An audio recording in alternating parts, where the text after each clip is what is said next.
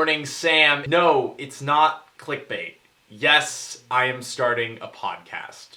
Why? Why would I start a podcast? Is it just because I want to hear the sound of my own voice? Maybe. That could possibly be the reason. Aren't there enough podcasts already out there? There's a lot. Yes, I know there's a lot. Do I have more things to say that haven't already been said? Yes. Yes, I think so. So why really do I want to start a podcast? Well, it's the primary form of media which I consume. I've realized recently that while I'm a big fan of movies and TV shows and media that's produced on a really large level, most of the content I watch is produced by people like you and I, Sam. I love YouTube. That's where I go for most of my entertainment. I love seeing the lives of other people who are similar to me and the lives of people who are different from me. And this form of capturing people's lives is something new that we're able to do on a grand scale, and I kind of love it.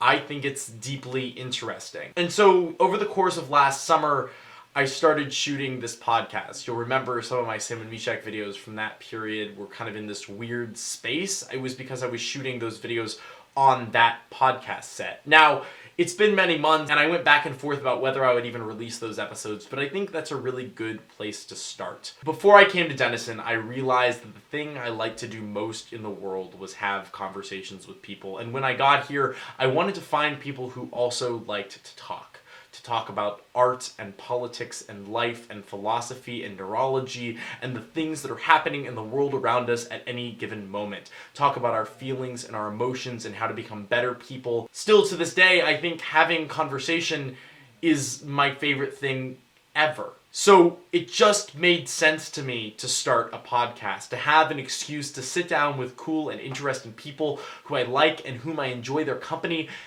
and just chat. And then share it with the world. I've found a lot of meaning in listening to other people talk, talking through things, whether I agree or disagree with them. Conversation is the way that society is formed and shaped and grows. It's the way that relationships become solid, and frequently it's a lack in communication that makes relationships break apart.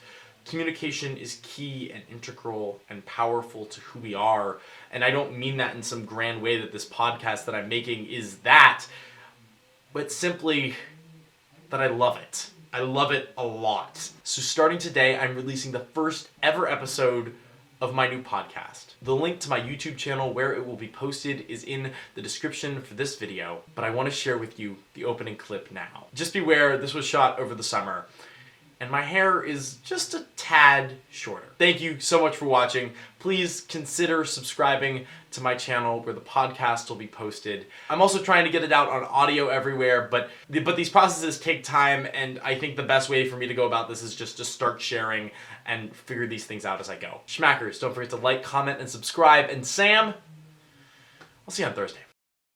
My name is Meshach Malley. Today on the show, we have a great guest, a great friend, and my sister, Edith Anna. Hello. This is weird. Yeah, a little weird. So this is new. This is a new show, and I really wanted to have you on the first episode. Oh, really? Wow. Yes, and I think part of the reason why I wanted to start this show actually spawned from the conversations that we have when we're both at our respective schools. And I find myself in a position where I want to call you or I want to talk to you. And you always have like great insights and great things to talk about and great things to say. And it just inspired me. I was like, hey, I want to make a podcast and I want you to be on episode 1. Oh, wow. That's really cool. I love our conversations as well. Yeah. So why don't we just like pick up where we left off in terms of, we were talking about a couple days ago, the cancel culture movement, and we were talking about sort of how this is affecting everything and the complexities of the world. Right. And I've been thinking a lot about that. I've been thinking a lot about like, what does that mean? And what does that mean for like artists and creators and people that are maybe in the spotlight in the way that we are, or trying to be, or what I'm trying to do in creating this, and what all of that means. Right. So, like, we were talking about how there's no room for mistake, no room for really anything that isn't considered exactly right and exactly, politically correct.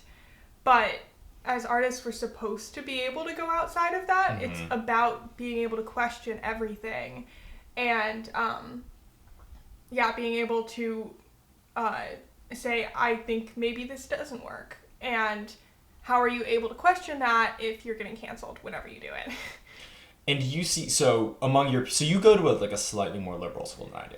I go to one of the most liberal schools.